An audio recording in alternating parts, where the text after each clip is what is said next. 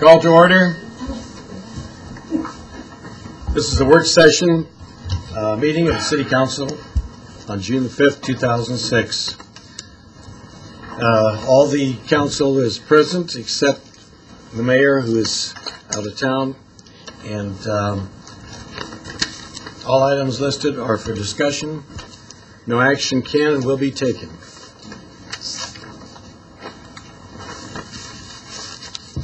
Okay, Holly Childs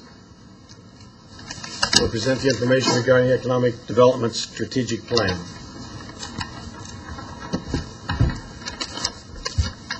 Good evening, Vice Mayor and Council. I'm going to be brief because I'm actually going to turn the presentation over to ESI to conduct the actual presentation.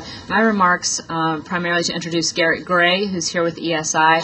They were involved with the original Focused Future, I believe, the strategic plan for Goodyear in 1995. APS funded that effort, and I know many of you may have been involved in that, just trying to see what our benchmarks were. In 2002, there was Focused Future 2, where a new strategic plan was developed through 2006. And tonight, Garrett is going to talk about some of those quality indicators and what has happened in terms of our indicator progress over the course of those years. So I'm going to turn it over to Garrett, and then he'll be available, or myself, to answer questions. Thank you.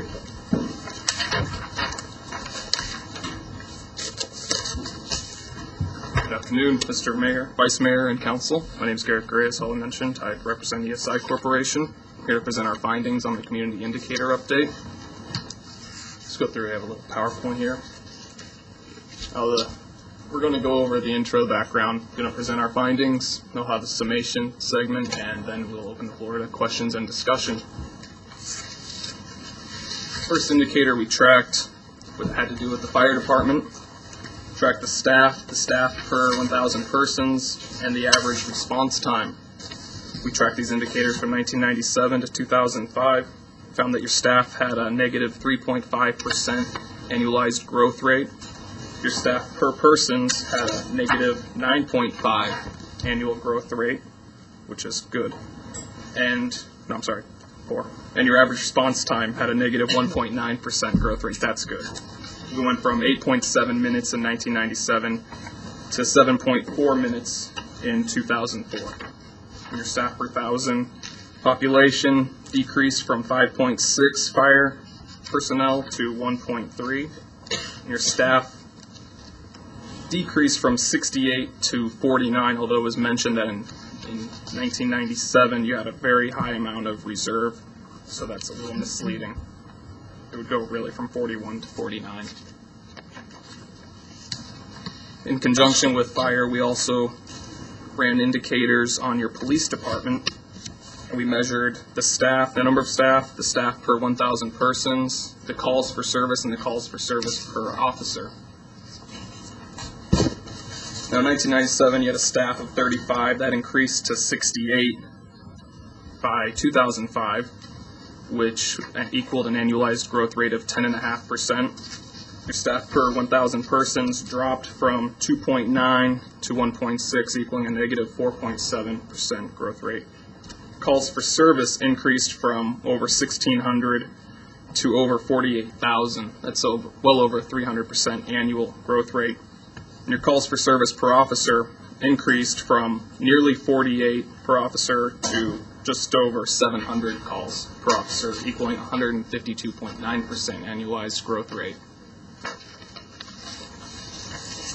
Number of new locates and expansions among the targeted industries in Goodyear. We tracked those from 1998 to 2005. 1998, you had 3 locates and expansions that went up to 17 in 2005. You had an average of a 58.3 annualized growth rate.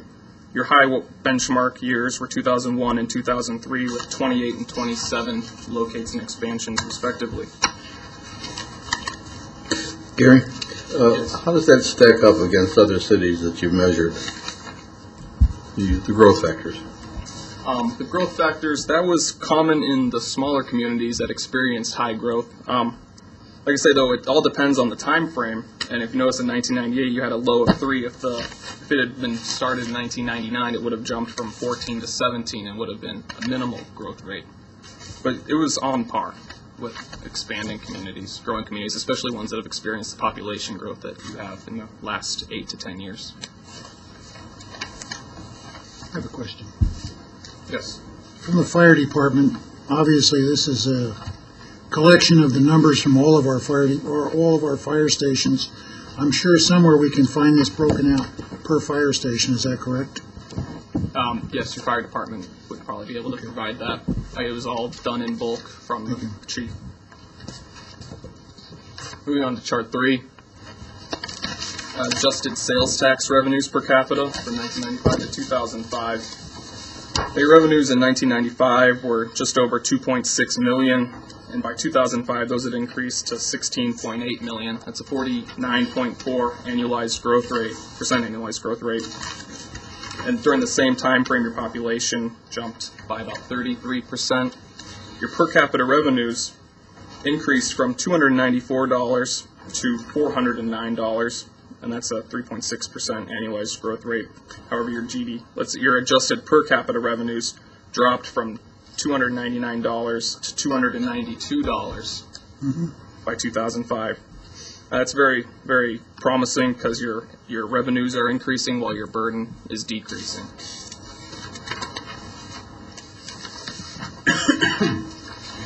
Moving on to personal crimes. Police department, we measured these from 1997 to 2004. In 97, there were 93 reports of personal crime. That had jumped up to 168 by 2004, equaling a 10.1% annualized growth rate. However, your crimes per 1,000 persons decreased from 7.6 per 1,000 persons to 4.62, equaling almost a negative 5% growth rate. So that's very encouraging. In the same time frame, you also experienced, well over a 30% annual increase in population. So safety is doing very well. Move on to property crimes. In 1997, there were 796 reports of property crime. In 2004, there were 1,734. That's a 14.7% annualized growth rate. However, your property crimes per person dropped from just over 65 in 1997 to 47.7 in 2004. Again, decreasing with the as the population is increasing.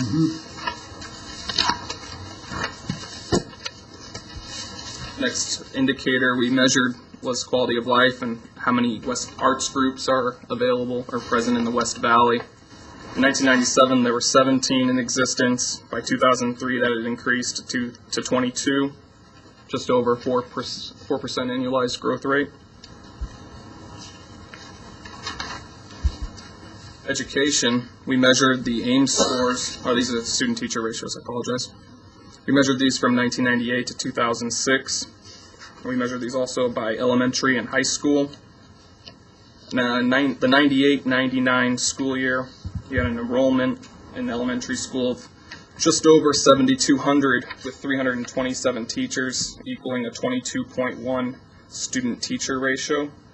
By the 2005-2006 school year, you had over almost 16,000 elementary students, 727 teachers, and that student-teacher ratio had dropped to 21.8%. Now you had 15% annualized growth rate in your students, and over that 15.3% in your teachers, and your ratio was dropping by 0.2% annually. High school, we weren't able to measure between 1998-99 to the 2000-2001 school years. However, if you pick that up in 2001-2002, you had just over 2,700 students in your high schools. That had jumped to 5,600 by 05-06. Your teachers increased from 144 to 290. And your student-teacher ratios, which the district was able to provide for the previous years, in 98-99, it was at 22 students per teacher. And by 2005-2006, that had dropped to 19.3%. Or 19.3, equaling a negative 1.5 annualized growth rate. So that's very positive. No, while you were a student, your enrollments were increasing by over 20%. Your teachers were keeping pace, and we've noticed that that's very rare amongst communities to have increasing enrollments while their student-teacher ratios are dropping, which is very good. Class sizes have been a problem, and that's not common to have fewer students per teacher. Okay, question on that. You, like in 98 and 99, were you measuring just Goodyear students? Students from the city, within the city of Goodyear? We were measuring the Litchfield, Avondale, Liberty, and Agua Fria school districts in that time. So it was the entire school districts, any of the school districts that came into the boundary of Goodyear. It was, but not just the Goodyear students, it was No, it was the schools within. schools. Yeah. Okay. So, I mean, students might have been pulled from outside of city limits, but reside within the district. That's overall then. Okay. Moving on to Ames scores. We measured 5th, 8th, and 11th grade students. In 2000, the average scores locally for 5th graders, you had a 499 reading score. That had increased to 510 by 2005, equaling about a 0.5% annualized growth rate. Compared to all the schools in the county, you outpaced them. The county averaged a 0.2% growth rate in reading for 5th graders. 8th graders, the scores jumped from 491 to 556, 2.2% annualized growth rate, outpacing the county students again by 0.3%. And 11th graders, they didn't take the Ames in 2000-2001, however, from 2002 to 2005, locally the scores jumped from 470 to 689, an 11.6% annualized growth rate, while the county's increases were just under 12%. It's important to note that in 2005, nearly every 11th grade class had a significant jump in their scores. So the 689, as you can tell, I mean, the county actually outpaced Goodyear for 11th graders, but only by 0.2% annually. So you're pretty much keeping pace there. Is there a change in the test? Not sure. I also think that these students might have had a little bit more preparation time. Preparation for the test. They might have been the ones that also took the 8th grade exam as an 8th grader, and so they had a little bit more practice, and we're finding that those scores are increasing. I also heard that there's been a lot more volunteer activity in the readers programs and helping the students and buddies where they buddy up, and that probably helps them also. Definitely. So move on to the Ames math scores. Locally, we measure these for 5th, 8th, and 11th graders as well. And in 2000, local students had a 472 average score that had jumped to 501 by 2005. That was a 1% annual growth rate. If you look at the county, they jumped by 0.6% overall. 8th graders increased from 439 to 548, a 4.1% growth rate, while the county only had a 3.5% growth rate in those scores. And the 11th graders, again, between 2002 and 2005, improved from average scores of 480 to 692, an 11% growth rate. You'll see the county students jumped from 475 to 692, so they had a slightly higher growth rate. However, their scores were dead on for your average. The last Ames section was writing. Again, 5th, 8th, and 11th graders. These scores locally improved from 499 to 510, 0.4% growth rate, while the county only had a 0.2% growth rate. 8th grade increased from 491 to 556, which is a 2.2% growth rate, while the county only had a 1.9% growth rate. And 11th graders, again, from 2002 to 2005, improved from an average score of 470 to 689, which is an 11.6% growth rate and 1 point higher than the county average. And lastly, we measured the average enrollment and degrees and certificates granted from Estrella Mountain College between 1996 and 2005. We took the average enrollment between the fall and spring semesters. And in 1996-1997, you had an average enrollment of 2,673. That had increased to 5,860, nearly a 17% annualized growth rate. Your degrees and certificates in 1996-97 had a total of 90 were issued, and those had increased to 426 by 04-05, equaling a 53.6 annualized growth rate. Does a transfer student show up in those statistics at all? They might. I'm not sure. It just depends on. But they don't necessarily get a certificate. Well, if they transfer to the school and receive a certificate, they would. They would. However, the Or enrollment. not the other way around. Right. I mean, if you transfer from EMCC to ASU and you get a degree from Right. ASU, and it's credited Yes. there. But when I look at that and say 5,860 kids enrolled and 400, well, not necessarily kids, Yeah. adults, whatever. Only 426 degrees up. 26 degrees of certificates. I think, gosh. I think what you might find is a lot of two-year students transferring over. They might have, but then they would have received their associates. No, Not necessarily. I Not transferred necessarily. without an Yeah, associate. and again, Just general studies. and that's just students enrolled, be it one class, 4 classes, 6 That's classes. the 5,860 figure, okay. Yeah, and I mean that's just That was gonna be students that are my there that semester. Really, the important data here, some of this is important, but the real important data is that which is just becoming available now. We have it from a state point of view with regard to the number of seniors who didn't graduate based on failure to pass the Ames test. Is that available for the city yet? I don't believe that's available yet. We didn't search for that, but that could become available in the future. That wraps up the indicators that were chosen as a benchmark. In summation, a lot of these indicators are looking extremely positive for your community. You're seeing your burden on revenues is decreasing, holding still, while your tax revenues are skyrocketing, while your population is increasing, schools are improving.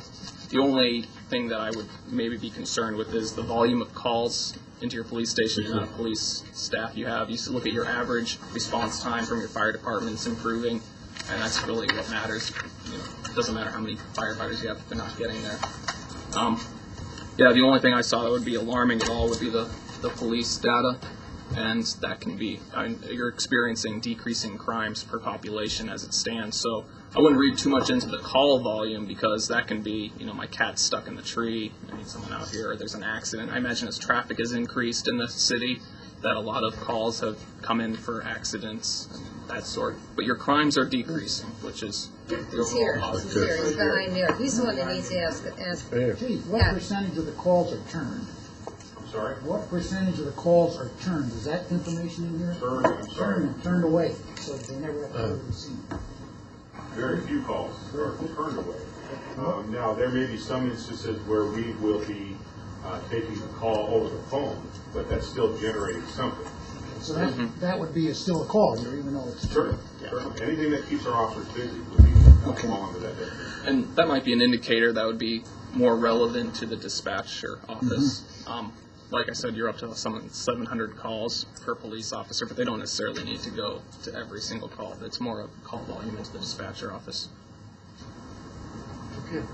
And any questions or discussion? Any other questions? Question. I'll make an assumption here that you look at a lot of different cities when you, I've come across a few. I assume. Specific to the police department, is there a,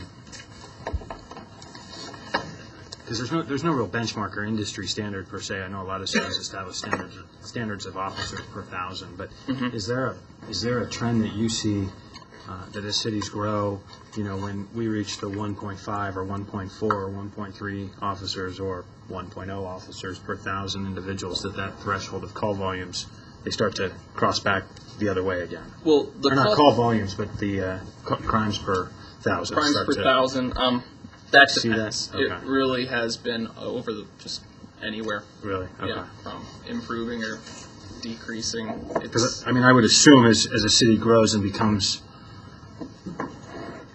more dense as we have over that 8-year, 10-year period, 9-year period, obviously the number of officers per thousand is going to go down because there's 1,000 people confined within less area, and the And you have the men same and amount women of on the area street to are cover. covering less. But okay, I Well, was you looking find for a though- magic number.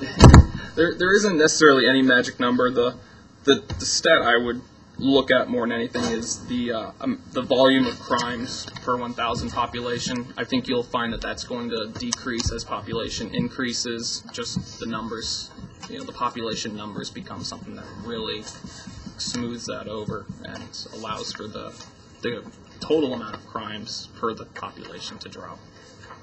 Good, very good report. That's a good, yes, very good. Thank you very much, Vice Mayor. Council. Thank you.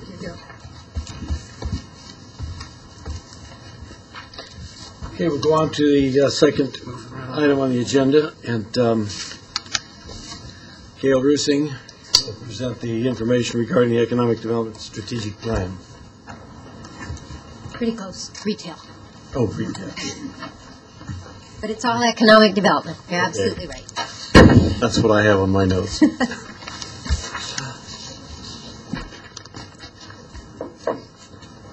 Vice Mayor, it's very nice to be here this evening, and council members, and have the opportunity to talk with you about the retail attraction plan for the city of Goodyear.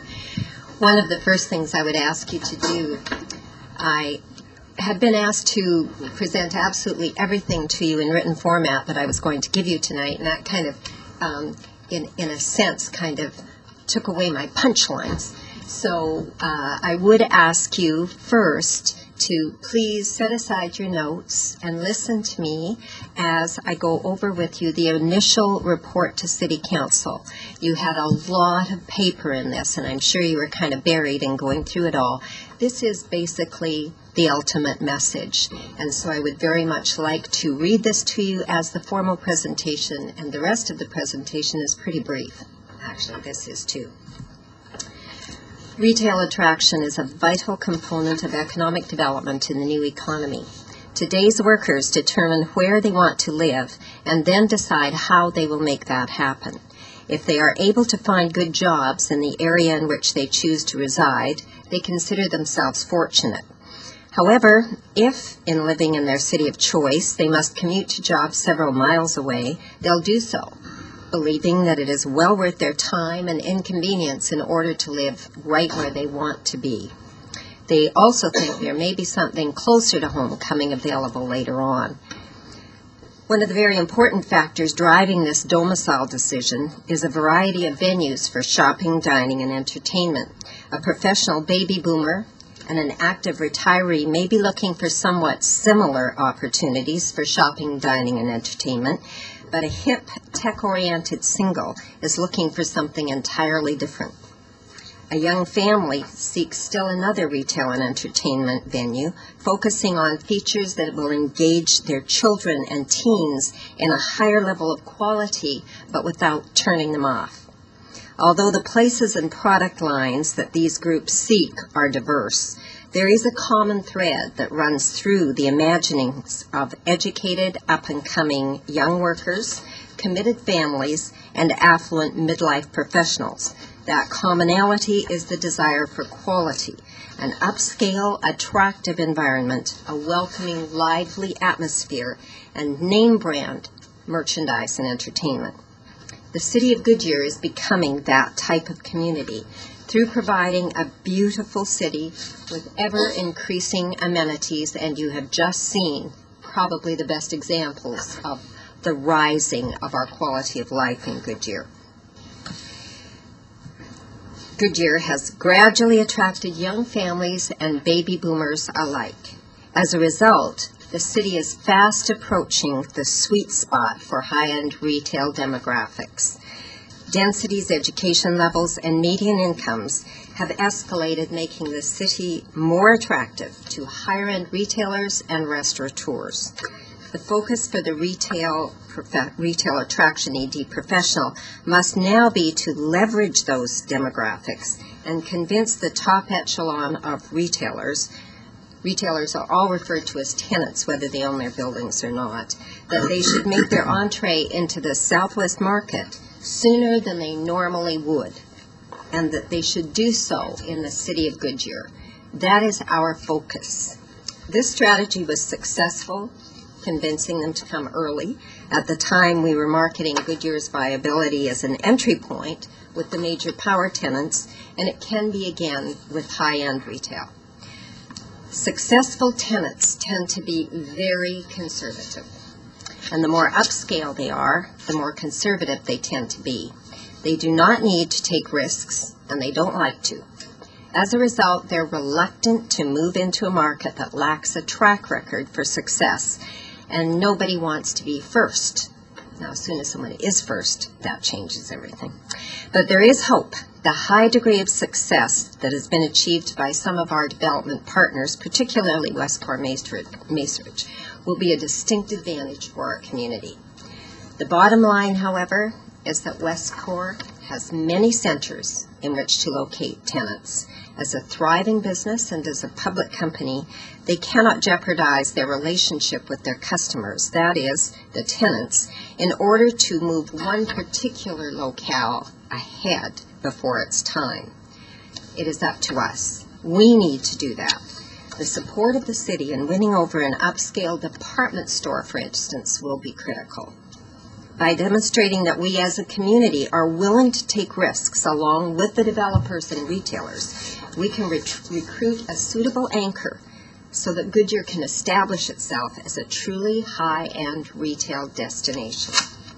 Success in economic development is achieved through illustrating to clients how important they are to the community. The ED retail professional will seek an audience with major upscale tenants. Some of those are big tenants, some of them are very small, very small.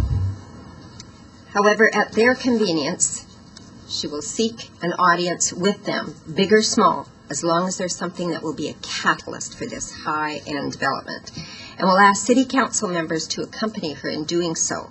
The commitment of the community, as demonstrated by its elected representatives, will be best shown through our collective willingness to expend time and money in capturing the retailer's attention. And more than this will be needed. Highest-end department stores are basically paid to come into a community. If we are to attract a fashionable anchor, such as Nordstrom's, Saks, Neiman Marcus, maybe Bloomingdale's, we will need to make a substantial investment to entice them. Although there's no guarantee that they'll come, even if we're willing to entice them, the absence of that enticement will surely mean that we will not be successful. Retail attraction is a focused goal, just like all economic development. It's cluster-based economic development activity, and it requires an understanding of and commitment to the role that is played by retail and the establishment of a great city. The ED professional has begun to engage our retail developers in dialogue toward a highly successful partnership.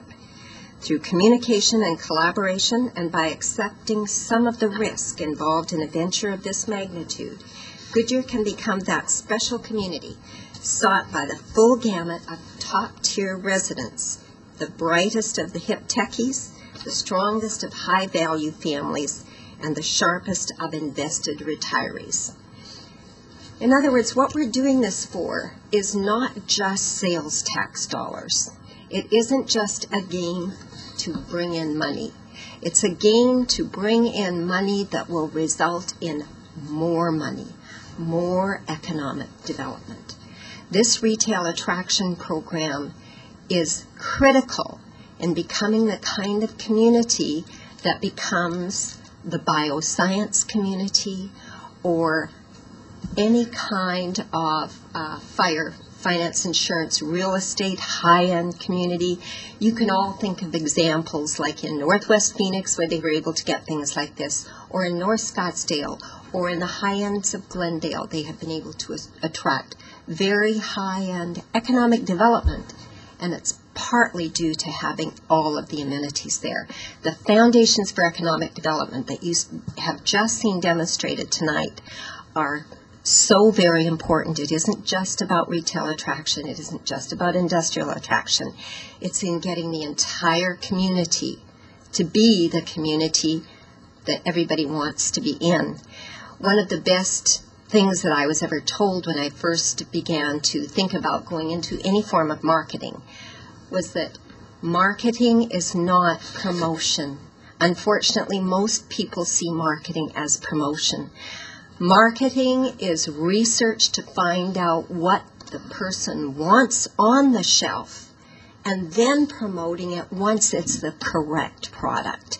That's what we need to do, is create the correct product. And you have seen how much Goodyear has done in creating that product. You have done a lot of that. Now we've just got that one thing, that high-end retail, that's still remaining, and then we'll be able to pull in all of the best economic development prospects in every layer of economic development.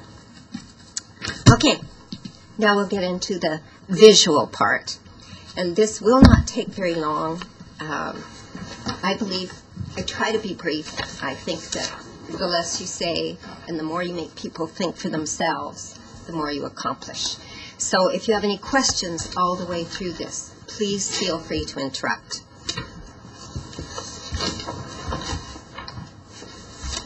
Oh, you will notice there is a term, elegance redefined. This is a good tool for retail attraction. What it means, or I believe it is for this particular community, because what it means is we want to be special, we want to be a model community, but we don't need to be anybody else's type of elegant community. We want to be our own thing.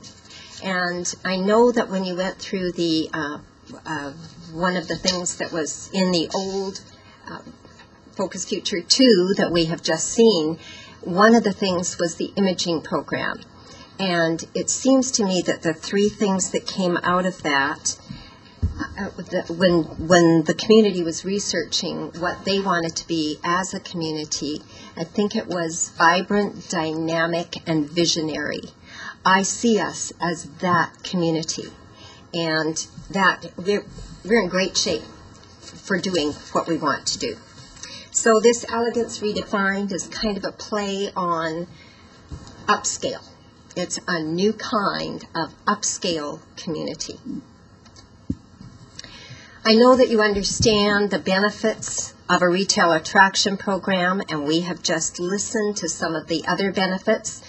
You know about our leakage. You know that a lot of our high-end people are shopping elsewhere. And we won't even mention the names of the places they're shopping, but unfortunately a lot of them aren't in Goodyear, and we want to get them here. Then, of course, there's also, in exchange for losing tax dollars, we not only want to stop the leakage of our own tax dollars, but we want to import from other communities. We have some very high-end communities surrounding us besides Goodyear.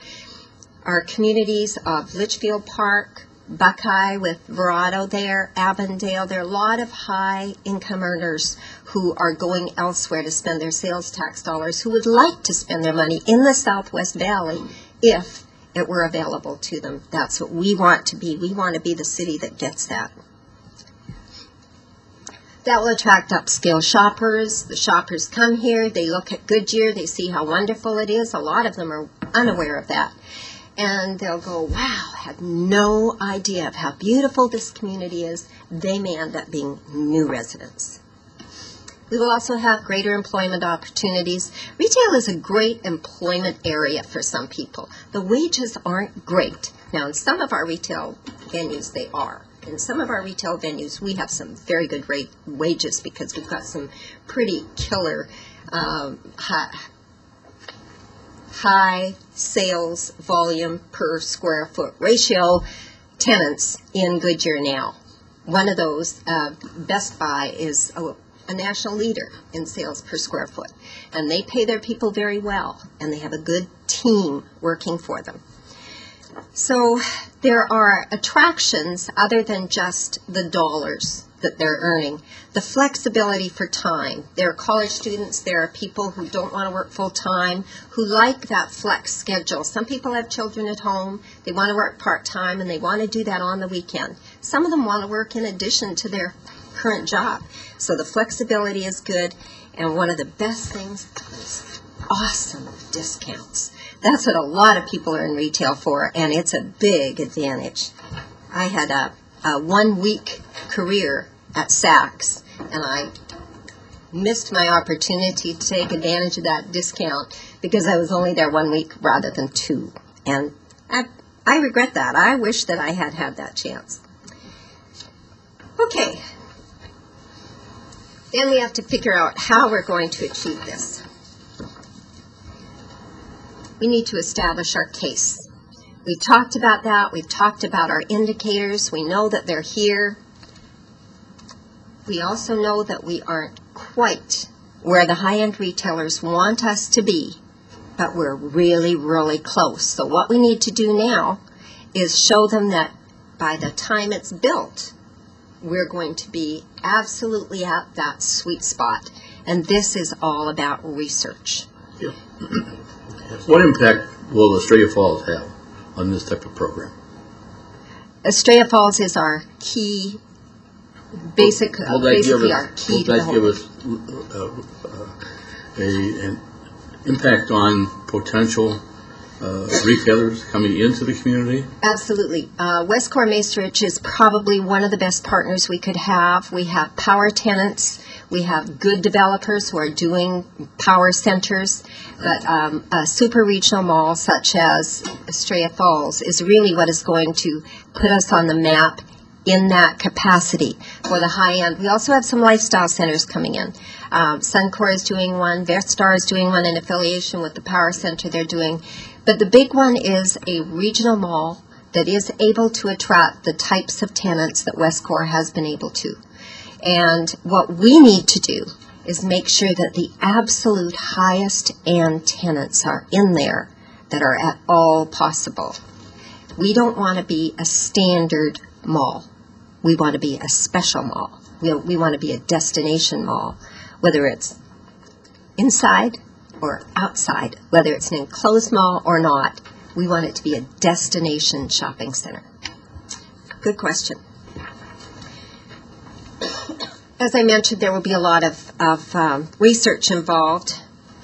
Are we at the educational levels? Do we have the number of baby boomers that we need? Do we have the affluent families? Yes. And we will certainly have, if somebody were to look at building something right now, it'll take them 2 years to build, and it's definitely there. That's what we need to be able to share with everybody. Our extreme growth is an absolute plus. Retailers love growth. Sometimes it can be so quick that it's very difficult to use it to your best advantage. It's really hard for the people who are doing the research to keep up with everything. And we all need to pull together and make that happen. We have so much happening in the city here. Our economic development department is not huge. They've got a great deal to do. We're going to need the resources of just about everybody available in their certain little areas to pull together in order to make this happen. This benefits all of us. And one of the most important things about it is it benefits us personally, because so many people here say, I want this one, I want this one. Everybody has a special thing that they want. Our additional assets we've just gone through, which is very fortunate, nice timing. And in addition to the amenities, the aesthetics, being a beautiful, aesthetically beautiful community is a big advantage. The community connectivity to other high-end communities is also very important. And supportive council and management.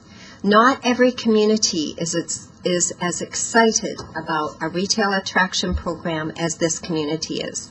That's why I'm here, because you have put that focus, that very high imperative on seeing this happen. And that is a big selling point for the retailers, that you are very, very supportive. In addition to that, the other assets that we have, I have just mentioned Verado, Litchfield Park. Litchfield Park has always been known as the little special Paradise Valley in the southwest of Phoenix. And it's so tiny that for a long time people barely even knew it was there. If they thought it was the wigwam. But now it is growing, and that's a big advantage for us. In addition to that, the people who are in the community feel this is very, very important. When Westcor put up their website and started asking questions, they very quickly had 800 responses in what people wanted at Estrella Falls. And that survey, as they told me, was everything from TJ Maxx to Tiffany's. We've run the gamut through it. We want to concentrate more towards the Tiffany's. The TJ Maxx and so on can be in the power centers, and we want them. We definitely want them, but we want as high-end as possible at Estrella Falls itself. Then we'll customize the plan, and that's what we have talked about, finding out how we show what we will be by the time this is built. And in doing so, there's a lot of research that is available to us through ICSC, the International Council of Shopping Centers. There are retailers who are extremely specific with what they want. And some of those retailers, no matter how small, spend a lot of money on finding out who shops in their stores. There have been many books written about why people shop, where they shop, how they shop, and how quickly they look at the information in front of them. All of that comes into play. Then we'll determine the gaps that we have, and we will show that we have solutions to those gaps. That will result in customized materials. Those very customized materials will basically tell a story just like a full project proposal for an industrial company coming into town. Just as we do project proposals for them, we will be doing a project proposal for a tenant that's very important to us. I do sleuthing, what I call reconnaissance. I do a lot of retail reconnaissance, and some of the best materials that I have seen have been the ones, reports that have been prepared for bringing in a retailer have been the ones that have been the most successful. It's all in doing the work. That will secure our anchors, and as I mentioned, some of those anchors are very, very small. One of the first anchors that we got here, we got Target, we got Lowe's, but one of the first anchors we got was Starbucks. Starbucks is necessary to a community, and it was so exciting when that little Starbucks opened. Even though we had a couple of kiosks already, we did not have a store where people could go, a shop where people could go do the internet thing, visit with friends. A lot of them do college work, a lot of them just interact or have business meetings, but it's at a Starbucks that happens. We have other wonderful restaurants where it all happens too, but that just happens to be a national name that is an anchor. And it's not a big store, dollars per square foot though, it certainly is. As a result of having that anchor, big or small, say it were a Nordstrom would attract particular tenants automatically. As soon as they see the name Nordstrom in a mall, they want to be there. There are others that are attracted to a Neiman Marcus. There are some that are attracted to a very high end. And we aren't going to try to be Las Vegas Forum Shops, and we aren't going to try to be Bellagio, but we are going to be the absolute best on the west side of Phoenix, and particularly in southwest Phoenix. Yes. When we've referred to in the past the anchors, there were Sears, there were May. Sorry? Robinson May. Robinson May, right. Now these are going, and J.C. Penney, these are going by out on their own now. What do we do what do we do to replace these entities? Well, the key anchors. What used to be anchors were several department stores. There were, I think, maybe more than a dozen department stores. They have consolidated and reconsolidated so that now we have the Federated Group. Well, we basically have three. And then we have a couple of high-end ones over and above that.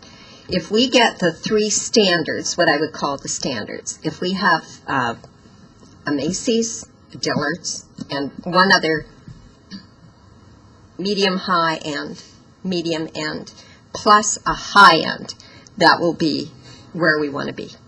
We want to have one.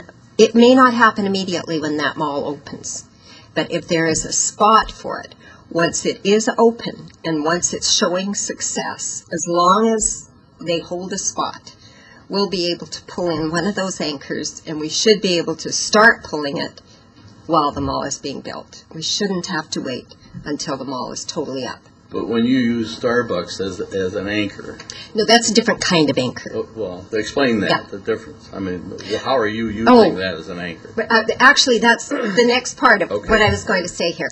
But thanks for the lead-in. That's great. The A, the capital A, is the anchor, and that anchor in some cases is an anchor for big-name stores. But in other cases, it's simply an anchor for driving development, for getting other tenants to a location.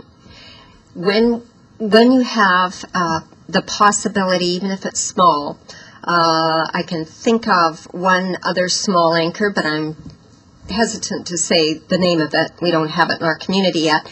That just automatically draws any particular retail entity that automatically draws a cluster around it is an anchor. Doesn't have to be an anchor department store.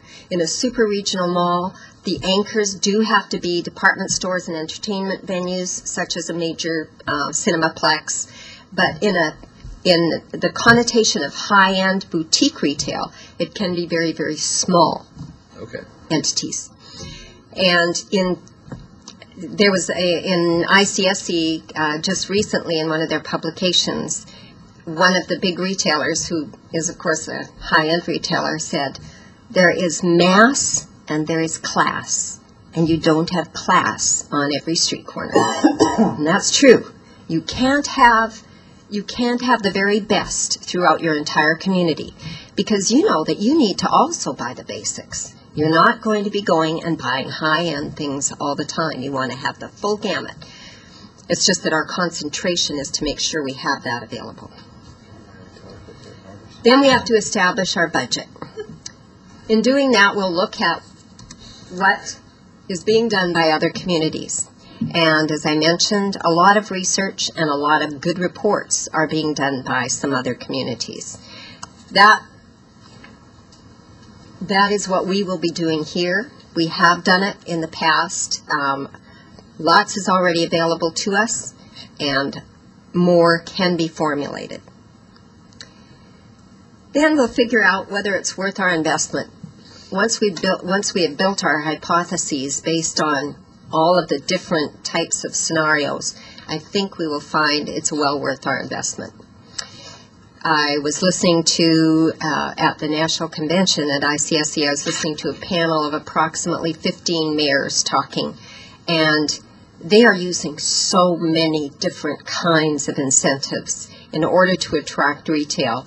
One of them is not available yet in the state of Arizona. We, as economic developers, hope it will be, and that is tax increment financing. But a few years ago, our legislature wouldn't even listen to it.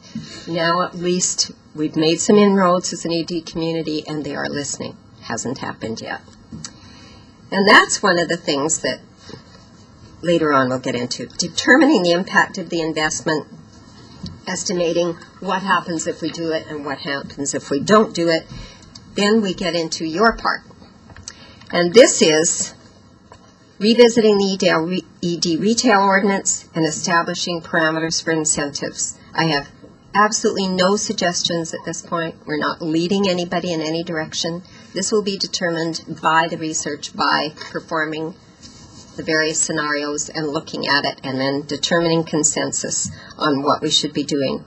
But one of the things that we do need help with right now is in the advocacy realm, and that is because although right now it is not happening, it looks as though there could be impact at the state legislature level regarding what is going to happen with the whole incentive game. And the most successful communities are giving good incentives, and it's really important that we have the ability to continue to do that. Either that or we get everything done in the next year while it's still legal. Okay, one of the things that can be helpful is having focus groups within communities. And that's something that the city manager and I had talked about a long time ago. And it was the one thing that we weren't able to get accomplished regarding retail attraction. It could be very helpful. There are things that aren't necessarily showing in our demographics, and that's because people don't always have the opportunity to report everything in full. Do we really know what the economic levels of all of our constituents, all of our residents in our citizenry are? Do we really know where they go to shop when they go away? Do we know how much money they spend when they take a trip to San Diego? How much money they spend when they go into one of our other communities? Or, no matter where they're visiting, what types of retail they really want? This is not always achievable just through a website. A lot of it is collective thinking, and collective thinking is best performed within a group atmosphere. That's why we still haven't allowed city councils to just sit at home and input their things into a computer. It's better for you to talk with each other as a group, and it's also why it's important that city councils exchange their information within the context of that group, with the public being there to hear it. There are reasons for all of this type of communication, and it's very important to this particular program. That's something that we could use your help with. Getting your neighbors to tell you things like that. How many properties do you own elsewhere? What is really your income? Would you be willing, on a totally confidential basis, to share that information with the Economic Development Department, because it will help them in so many ways, not just retail. What will happen? We'll be able to attract more high-end retail. Higher and higher housing developments will keep coming in as a result of that cyclical program of high-end homeowners, higher-end retail, higher-end retail, higher-end homes. It just keeps cycling upward. Resorts. Once we have a really full-end resort here, it's going to also impact. That's actually the way some of our communities have begun their whole high-end attraction, is by concentrating on resort establishment.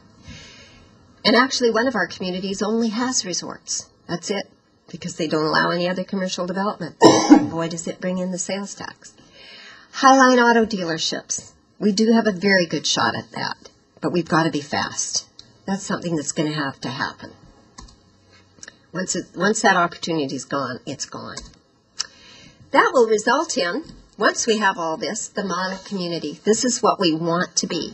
We want to attract those knowledge workers, and we attract them through leveraging what we have just been talking about, all of those indicators. That's the leadership that we already have, and planning, infrastructure, transportation, utilities, telecommunications, the high-end homes, the amenities, and one of those big things, the high-end retail. Now, this will result in further expanded revenues, more sales tax, increased property taxes, and a grateful community. As an aside to this, one of the council members asked, there is a sort of a decision that needs to be made within the council itself particularly, but within the community at large as well, but it rests on the council's shoulders as representatives of the residents. And that is, do we want to have an enclosed mall or an outdoor mall? So these are just a few photos of what you have available to you with both venues. And we'll just quickly run through these so that you can see them. You'll recognize some of them, not all. Wonder how many of you know what that one is. Yes. Back up to it. Back up to it. Okay. These are all in Arizona. Oh, it's Tucson. Lion Cantata, that's right. That's also. Thank you. And we know how very busy you are as council members, and we really appreciate that this is important to you. I hope we will continue to have success together, and it will take the entire community to help out with information, with research. It's a big job, but it will mean a great deal to our community. Thank you. Thank you. Go ahead. Gail, thank you very much. I thought that was very well done and certainly gave us some inside information on how economic development works. A concern that I have, though, is reading through all the material, and you said something about working with Brian to come up with good ideas and get some things approved, and I know all us city council people will do what we can to help out. The concern that I have is how close are you working with our economic development director and the folks in her department? We need to be a team. That absolutely has to happen. Economic development is a team sport. And we are not, we have, as economic developers, our big competition is offshore. Our next competition is what's called nearshore, meaning Mexico. Our here competition is regional, and our own product has to be a whole team effort. I will be very reliant on the information that economic development can make available. Very reliant on that. I guess my question, maybe I wasn't specific enough, but from the things I've heard you say and from reading the material, I can't see how you're connecting with our economic department director and her team. So I'm concerned about that because I can see a direction here, and I want to make sure that we're all working together. Well, we meet, I guess probably the best thing would maybe be to have you meet with Holly and me. Holly is our ED director, and it would be a good idea for us to get together and talk about how we can best accomplish that. If it's a concern of any council member, I would very much invite you to do that. I would welcome that. Go ahead. No, go ahead. There's a responsibility here between retail and commercial. Yes. And what I understand your position here is basically for retail. And the other leg of it would be commercial. That would be basically the responsibility of economic development. Is that correct?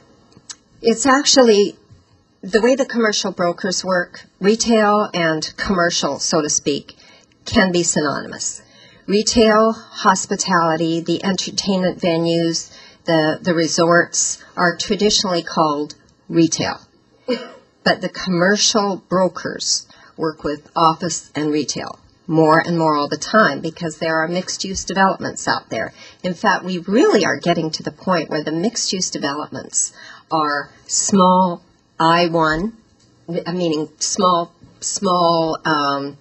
people who are going into the industrial segment, but they really are more like just a showroom with an office. They aren't actually doing a great deal. It's more like assembly.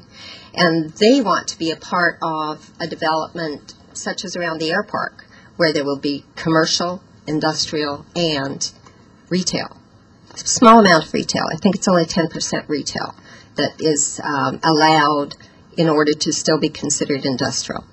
But yes, my focus is on retail and hospitality. And the office segment, when that comes in, I had a client just the other day, in fact, who I had met at ICSC, and she said, she called me and said, I'm interested in doing a development. I think it's going to be retail, but because I had met you at ICSC and wanted to form an association with you, I thought I would give you a call. And I said, well, regardless of whether it's retail or not, the Economic Development Department and the retail consultant work together. So what I'll do is have Economic Development give me some information on what I can send you regarding, she was looking at possibly the airport for that, what I can send you regarding development around the airport. And that's what was sent to her. It was a packet on the city at large with information about the air park, with information about some retail, and then with cards from both Corey Spiegel and myself. That way, regardless of what they choose, they will be able to get the right person at the right time in order to correspond with us.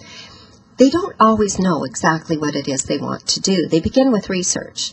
And part of the reason why we have at sometimes kind of fallen short in getting some of the developments we could have is because we haven't always recognized that the researchers don't carry the badge of what they represent. They are just researchers, and they're out there doing the kind of reconnaissance that I do with retail. And they don't say who they are, they don't say who they represent, so we have to be very, very careful. And our front counter staff at Community Development, I have to tell you, I was complimented when I was at ICSC this last time on how good they were.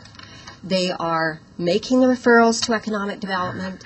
They are letting the people within the city know that someone is here and that they aren't just going to want this much information, so that gives economic development access to that person. And that's very valuable to us. Probably would be good for an economic development person to be a little more closely affiliated within the community development department. Maybe we'll look at that kind of thing. In looking at my contract, you will see that I will be trying to help everybody figure out how we make this work. And we are in it together. This is a big community advantage, and we all are going to be pulling together to make it happen. Yes, sorry, Fred. Is it my turn? Yeah. I have a couple of comments, and thank you very much for the presentation, Gail. And I'm going to make a couple of comments, and I'm going to make a statement here. But when you talk to us about the retail attraction program, what I heard this evening was rather philosophical, a strategic plan, a business plan. Hopefully in the near future we'll hear a specific plan as to what we're doing with various businesses and what businesses we're working on and when we're going to bring them into the community. Well, we can't tell you what businesses we're working on. I am working with one right now. Or you'll have to kill us, huh? I am working with one right now, and as a matter of fact, that's something that it gets into a whole other phase, and we will discuss that, but we have to be very, very careful about letting names out. It can kill deals. I understand that, but there's a certain amount of knowledge that this council has to have, or should have, with regard to what's going on here. And even if you don't give us specific names because it's a threat to the contract or whatever, we can still have generically a picture of what we're doing here with specific businesses, or at least a generic look at businesses. That's not a question, that's a statement of fact. Next statement I have here is, I agree with Brenda, and I know as a consultant, Gail, you're doing a great job, you're working well with everyone. I know all of that, but there is a statement here that's you're going to work with Brian to redevelop blah, blah, blah, blah, blah. You are here, in my opinion, and Stephen, correct me if I'm wrong, Gail is a consultant to economic development. As a consultant to economic development, if we're going to have a structure to our city with regard to the way our government is set up, then I think, in my opinion, my humble opinion, she should be reporting to Holly, and Holly take this to Brian, who she reports to. I think we're missing a step in the structure here, and I'm not getting into a nitpicking thing. I want to see continuity here. And if we're going to have continuity, that's why you put government structures or business structures together. This person reports to this person, and if you don't do it that way, you may very well, and you know, I appreciate all your work and your intelligence, but we could wind up with a big bunch of chaos here. And that's my comment. Stephen, could you comment on that?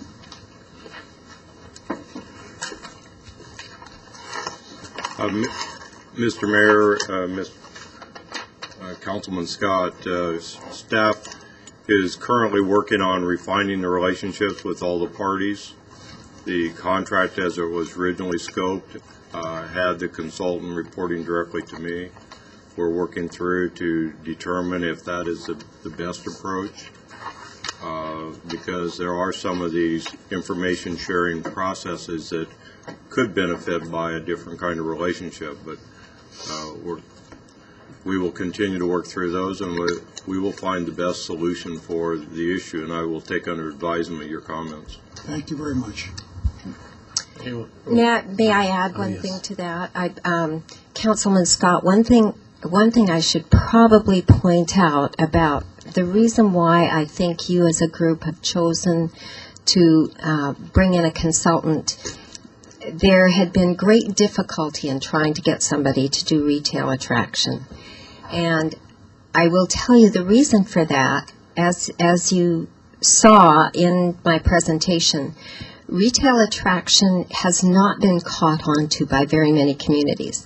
As a result of that, there aren't very many retail attraction specialists around. When I was doing it here, and I say this only so that you will understand the situation, when I was doing this here, I remember reading an ad in ICSC for a retail attraction specialist within one of the cities, and that person was being recruited. I did not look at it at all. I'm very loyal. But that person was being recruited to begin at $20,000 more than I was earning at the time. There are very few around, and as a result of that, having that person at a normal project manager's level may be where the problem comes in.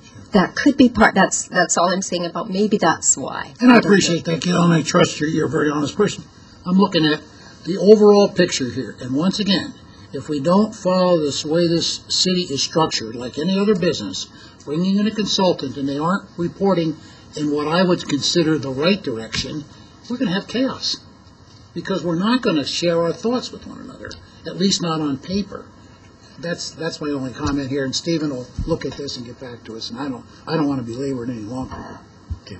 Yeah, I'll let Georgia first. I had some other question, but my first reference to that, I guess where probably sometimes the question comes up is it interfaces so closely, the commercial and the retail, and hopefully there an opportunity may be presented to you that would be on the commercial side, and would that be dropped or would that be continued? You know, I'm saying that exchange when you're out.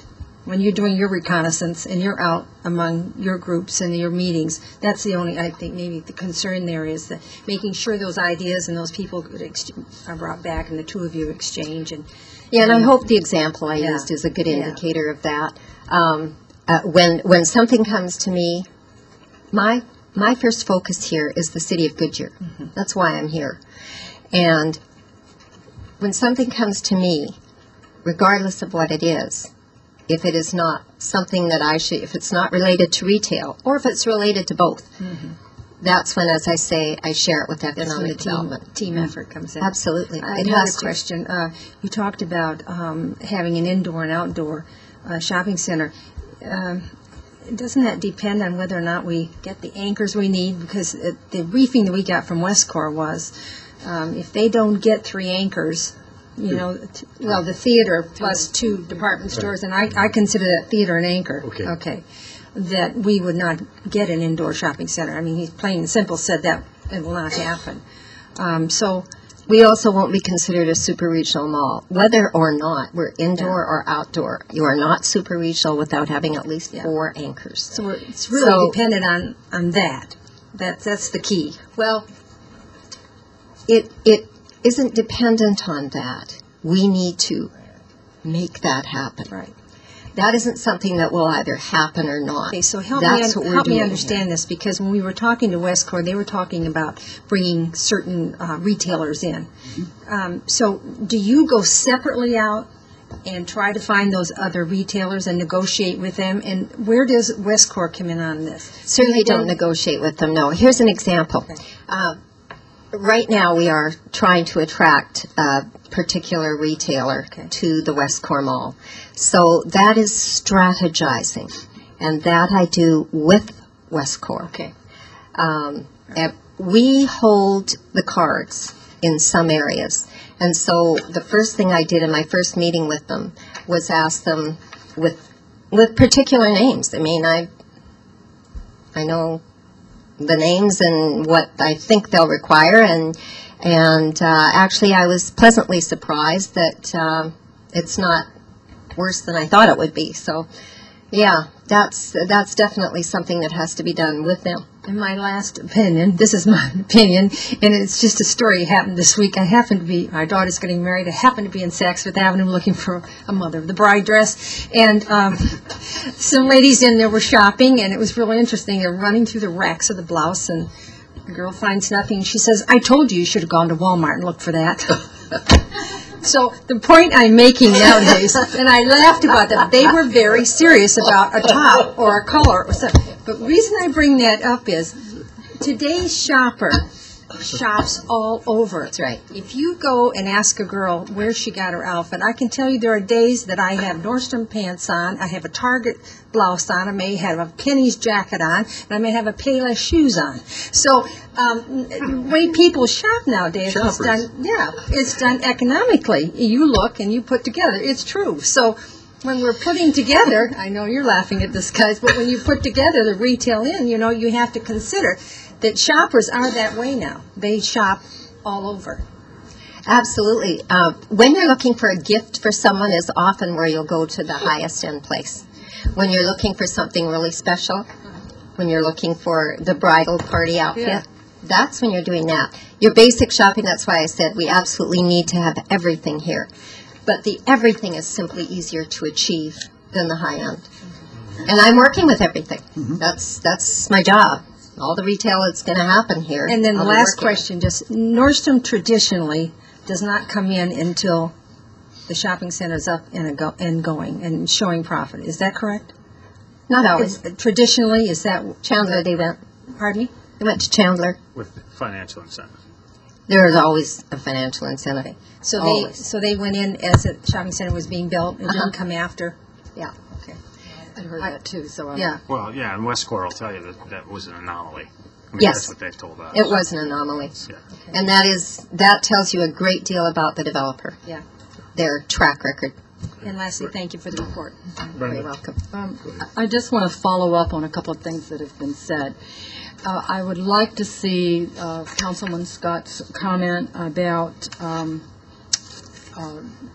making sure that this working together and how it's working together become one of our action items. So it will go on our list. And then the second thing was, I still think we need to understand how you're working together, because we keep hearing all the things that are happening, and I'm concerned about the closeness and the communication flow, and if we could have that as soon as possible, I'd like to also make that an action item, Stephen. Thank you. That should be an action item for our city manager. Oh, that's who she's talking about. Okay. Okay, Rob. go I'm ahead. just wondering if they were talking about. Well, I was wondering if they were talking about a royal blue vest with the yellow smiley sticker on it, if that's what they were looking for the I wedding. thought you were going to tell us where you shop. Who knows? I bought my shoes on the internet. I didn't even go to the mall. I didn't have time. It wasn't open when I needed it open. I bought my last 2 cents of shoes on the internet. I tend to draw analogies on what I'm working on at the time, and so I'll echo what they said. And given the fact that I'm working on some General Motors stuff, I'll say that the fuel line needs to be clear here, in the sense that the communication needs to be clear and concise. Whether we obviously don't understand it, we're not going to understand it tonight, and I hope we don't belabor this and try to understand it tonight. But we've got to make sure we're not duplicating between the work that you're doing, which I think is very important work, as well as the work that economic development staff is doing day in and day out. And I don't necessarily think we are, because when I look through some of the nuts and bolts of what you gave us tonight, there's some differences, but in the presentation there was some duplication, and so I need to be sure, and I'm just echoing that, not to ask you to answer a question or anything, just echoing the direction that was given from across the table here. But Okay, I have a question, and that is, And I probably need to look back at the contract and actually figure out maybe it's part of the deliverables that needs to be addressed. I don't know. I don't want to open up a can of worms tonight. Yeah, we made them action items, so that's Why going to be taken don't we care of. consider just having Stephen get back to us and see what we're doing here? Right. I didn't. There's not two people on an island here. Right. So.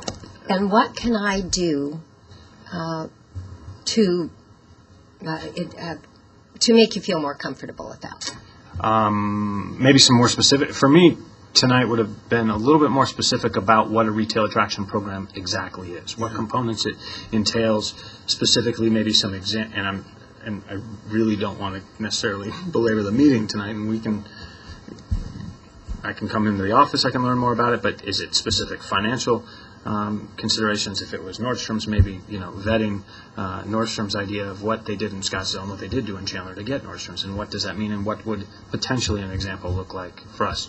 No, we can't do specific numbers, dollar signs, and what have We you. can be pretty specific. But that kind of thing would be helpful, but I need to understand a clear delineation in terms of communication. And I don't So think, that way I don't step on. could I add something to your comment there? I don't think comfort is the right word, Gail. Yeah. You don't have to make us comfortable. I think the right word is, Understanding. yeah, we have to understand it, but we have to show that we're not wasting energy here, that everyone is working in the same direction. And that's why, whether it's government or business, it's structured.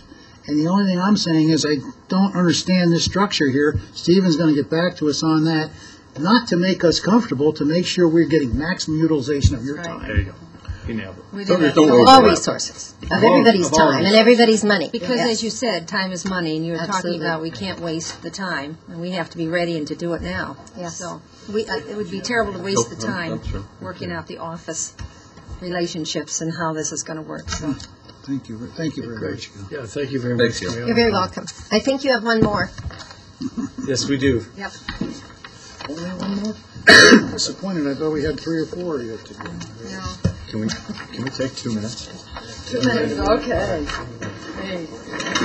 Good idea. Take a minute off. What? Oh,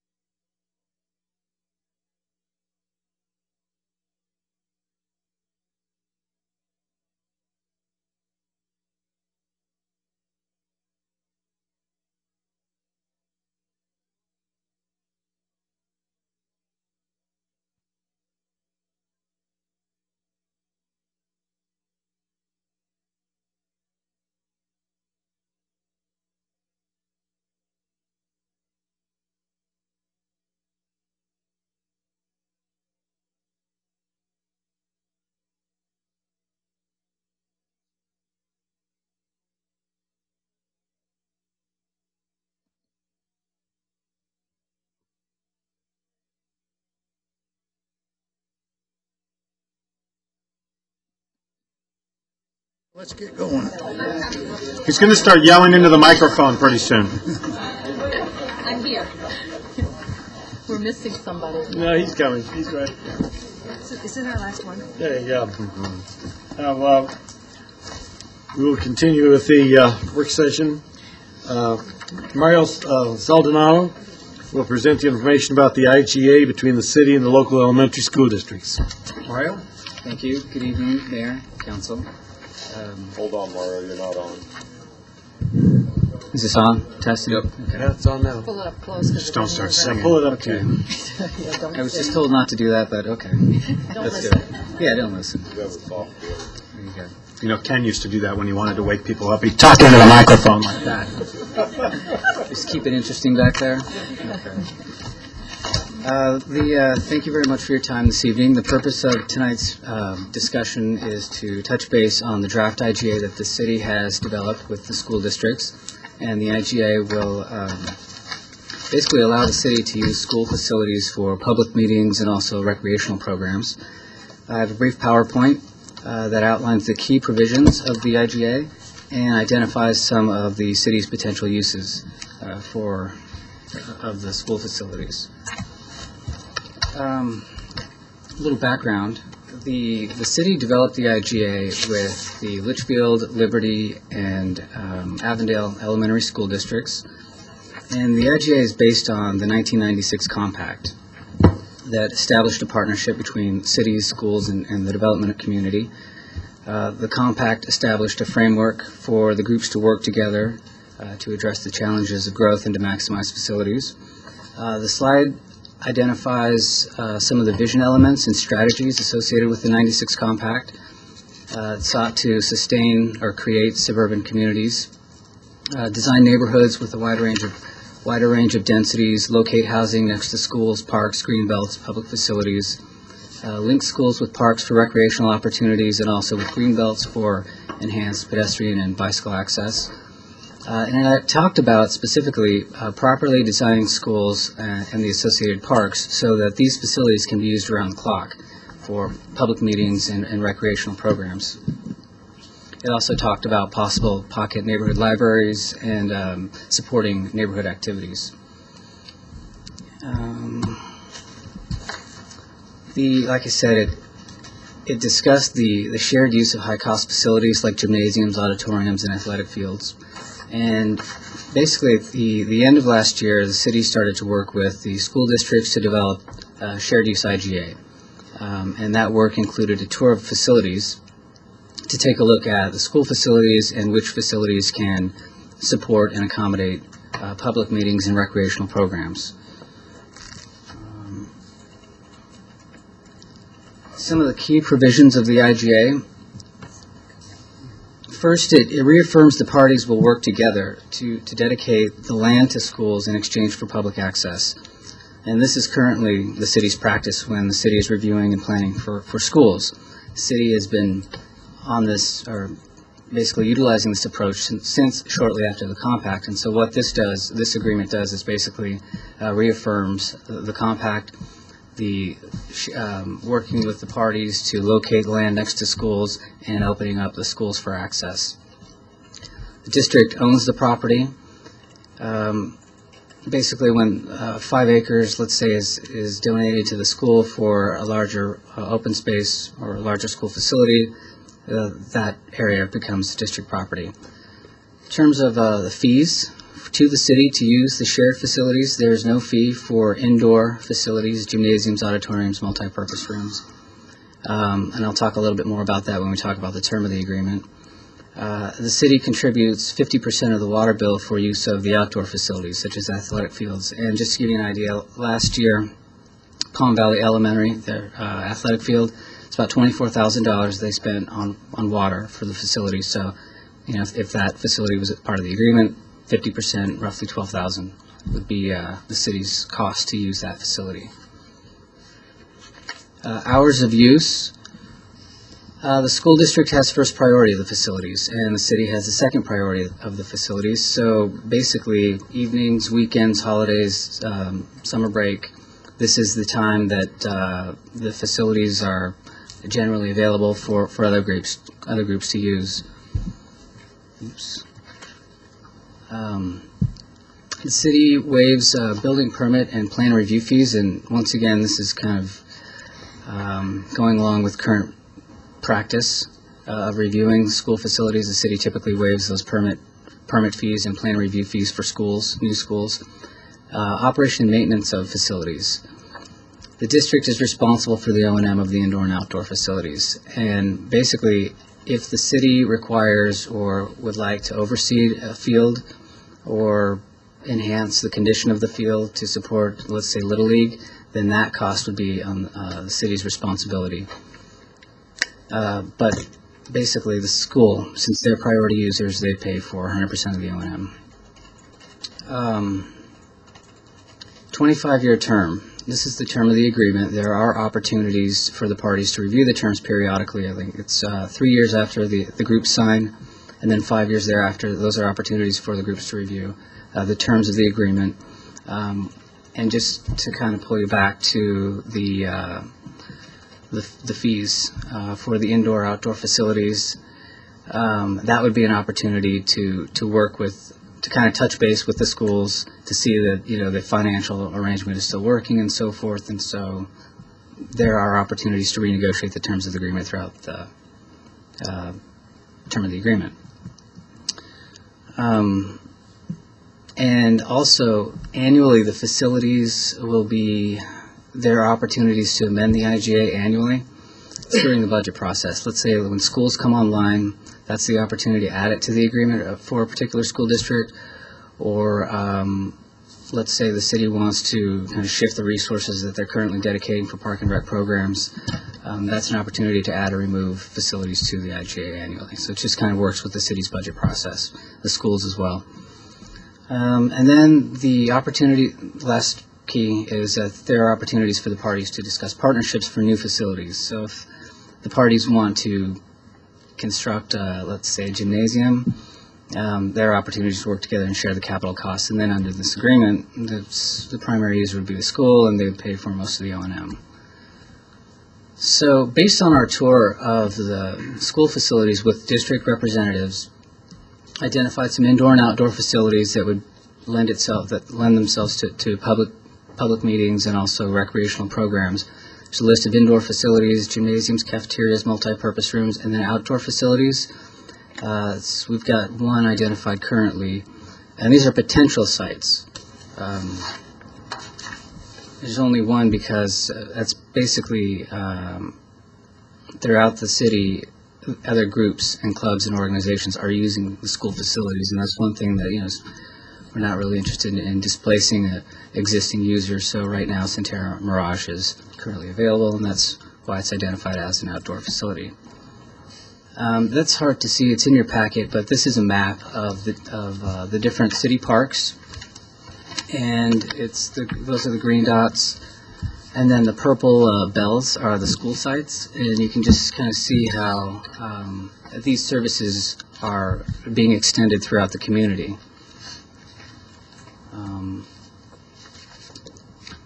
The park at 144th, just a brief update on this site. This is an annual agreement that the city has with the school district to use this site, and the city is the primary user, so as a result, the city pays 100% of the O&M. So at this point in time, this property is not a part of the shared use IGA. When the school is constructed, they'll be the primary user, they'll pay for the O&M, we'll be the secondary user, and just pay for the enhanced level. Mario? Yeah. Oh, I'm sorry. Mario, going back to what is 9, indemnification,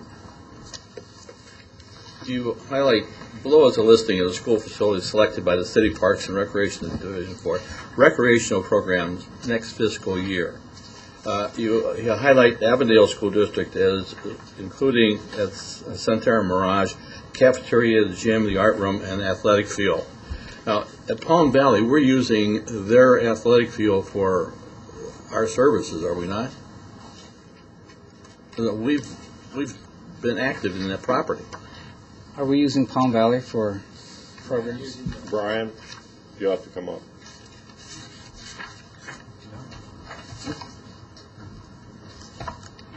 Good evening.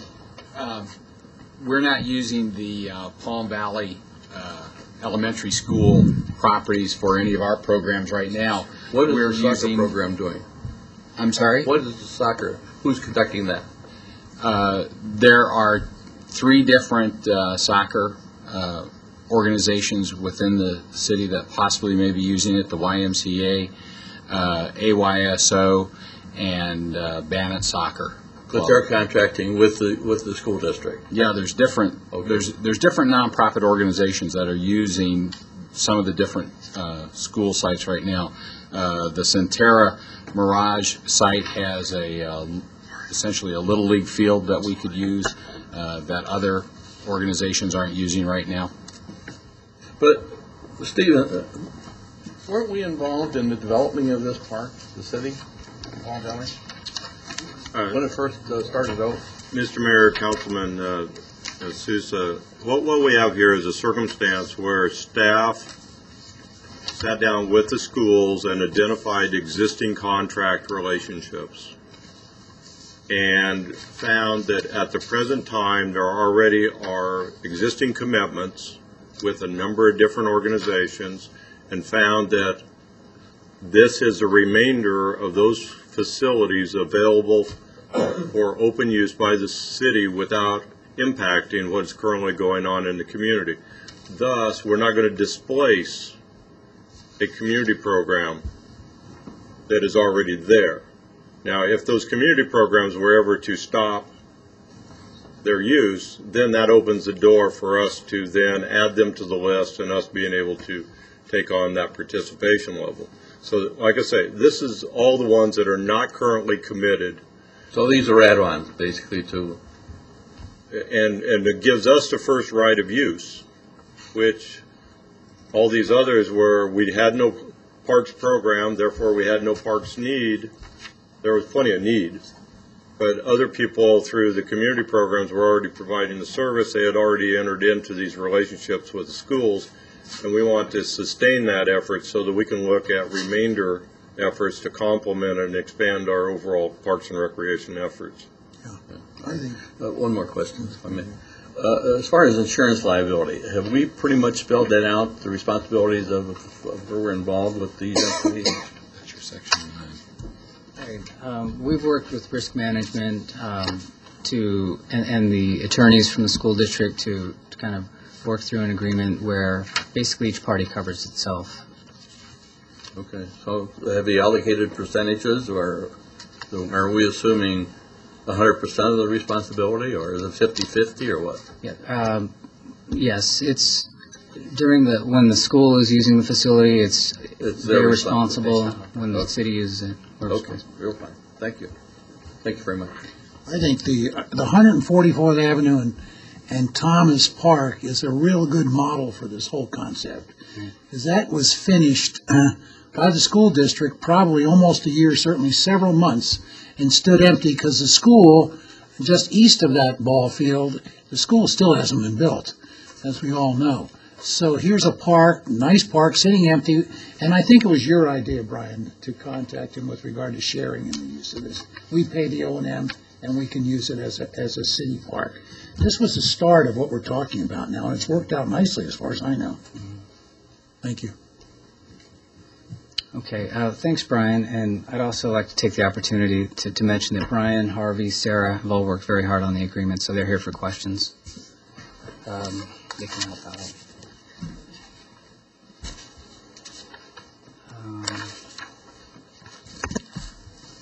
Shared use facility, we talked a little bit about the potential uses, and that is city and public meetings regarding Van Buren, 303, 801, City Center. These facilities kind of lend themselves to being located in a convenient location for neighborhoods to attend, after hours typically. And then also city recreational programs. To give you an idea of the potential new programs that are associated with the potential sites, basically service to 3,000 participants, approximately 70% are residents. Got a number of new sports camps, sports leagues, school camps, and special interest classes where there's potential to add those. the revenue that comes along with the programs, potential programs. This is an estimate gross, about $300,000 that will result from these leagues and camps. The estimated cost from the potential programs, also about $300,000, a little less. So the net is, about $9,000. These are estimates,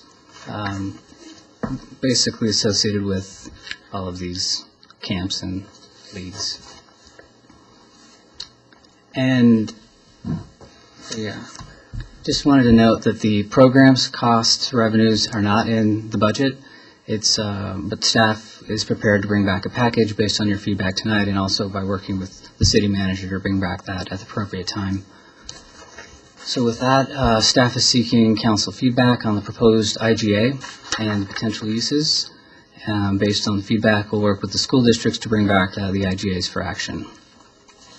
With that, if you have any questions. Any questions? I just think it's a great use of local resources. It's nothing but a win-win program. Thank you for your presentation. And the fact that the Little League is growing so fast that they didn't expect it. It's just by leaps and bounds. I think faster than any other city. I was told when I went out to throw the first ball out this season. We potentially have a need for a great number of fields, especially for our Little League people. So, go ahead. Who else had? I have my hand up, but that's okay. Go ahead. A couple of comments here. First of all, it was a good presentation, Mario, and second of all, you concentrated on the parks, and that's great. I think that's a no-brainer. We've already seen how it can work, and there's no reason why it shouldn't work in the future. Rob pointed something out earlier to me. I don't see this as a replacement for potential parks in the community. I see it as a synergistic approach to the what we might build in the way of parks, so that we won't have to duplicate facilities that are available in the school or available in the park type thing. And other than that, the whole concept is ironclad. You did not get into the library that was in your, weren't you going to talk about that? Sharing of libraries? Well, that's basically mentioned in the 96 compact opportunities, and we can certainly pursue that. In fact, libraries have been identified with the Avondale School District as where those facilities can possibly be open to the public, but there are issues to work out with security and so forth, but yes. I think the key to that answer is issues to work out, because that's much more controversial than the parks concept here. Mm-hmm. So with the understanding that before that gets presented to the city council, that maybe we could, and I think Councilmember Holland has more concerns about this than I do, that we maybe work out some of the potential opportunities that are out there, and not just make it a partnership, but a partnership that we'll both benefit from. Thank you. Thank you. Thank you, Councilman Scott. That was a good lead-in. Yes, I have been concerned about it. I was interested in the fact that you brought up pocket libraries a few minutes ago, and I think that's really important for us to consider, as well as thinking in more of a new age type of approach and not just the traditional libraries that we had when we were kids growing up. I think this is a new world. We don't want to be copying or repeating the exact same things that we've seen in other areas. And so I think working with the schools on, quote, libraries in the traditional sense just doesn't mean anything anymore. I think we have to think beyond those traditional libraries, and that's why I made a big deal out of it in a meeting that we had earlier today. So thank you. Okay. Rob? No, just great presentation. You're always very thorough.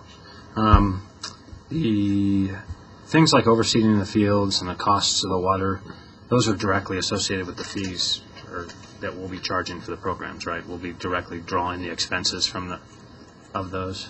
I think you said this, but I just want to make sure. Yeah, if you just go back to the total revenues and expenditures, right? It's the personnel and supplies and maintenance to certain fields that kind of offset the. I mean, for instance, we don't want to just oversee the baseball field because we need it green. And then it sits empty for half a season. Let's oversee the field, and let's make sure the fees are commensurate with the overseeing of that field for that particular sport or the sports that are using that. And let's, as we would water fees, for instance, and that sort of thing. Obviously, Parks and Rec is a much more difficult area to have a net revenue, which obviously was shown, but to have some sort of break-even or try to achieve a break-even mark, I would really stress that that's important to do. And then as we get further, the debt define, and this may be a question for Brian, but define camps. Are we talking 1 week summer program, 2 week summer program type camps? When you say camps, or are we talking before and after school childcare? Because that's two totally separate things, and I don't necessarily know that I want to be getting into the business of before and after school licensed childcare. Nor get the impression that we're getting into that. What we're talking about here right now are camps that would take place during spring break, during winter break, during summer break, but not necessarily after-school camps at this point. After-school daycare things are something that recreational programs have taken on in some cities. At this point, we're not prepared to venture into that. So Brian, maybe like a basketball camp? Right. Yeah. Which I think is great very, idea. which I think is very appropriate. It's a non-licensed activity. It's something that you don't have to go through leaps and bounds and have all kinds of certifications and people on board that have to go through and make sure that things and the liability associated with we're talking about a couple of different types of Like Lou sports. Olson's basketball camp. Yeah. There you go. Hey, if you can get Lou Olson's basketball camp, you're in You'll great go, shape. right? So, yeah, I'll go. I'll be able to keep up with my daughter. So, no, I think it's great. I think it's fantastic. I'm glad you've worked out the issues. I know there were some community issues and some concerns of existing groups being displaced. I think it's important we don't displace those groups, whether those are, faith-based groups that meet on the weekends or whether those are the, Boys and Girls Club or YMCA type or anybody else that are using current facilities. I think it's important that they maintain their presence there and that we respect their presence there as well as we move forward. Councilman Susan? Thank you. Adding on to what Councilman Holland said regarding libraries. Libraries, as we know them today, will not exist in the future. This was pointed out to us recently in discussions with top educators, and it shocked me until you really sit down and think about this. With the electronics that are going on and everything, we're not going to be referring to books much longer. That's right. That's right. It's shocking. When you first hear it, what do you mean? You mean I can't go to the library? Well, no, you sit in front of the computer now and do your researching and reading. Unbelievable. Okay. Anyone else? Anything further? No, this is good. Very good. Thank you. Mario, thank you very much for a nice presentation. That concludes all the items we have on the agenda. We have one action item for our city manager on this. Is that true? Or a couple of action items? Mr. Mayor, I think the request was that I would come back with a report in reference to thoroughly defining the roles of the consultant in relationship with the economic development staff. That would also include this organizational structure, and then confirming that we've maximized the efficiency of the communications between all parties. Okay. Anything further? Well, that concludes our business, and the meeting is adjourned. Good job.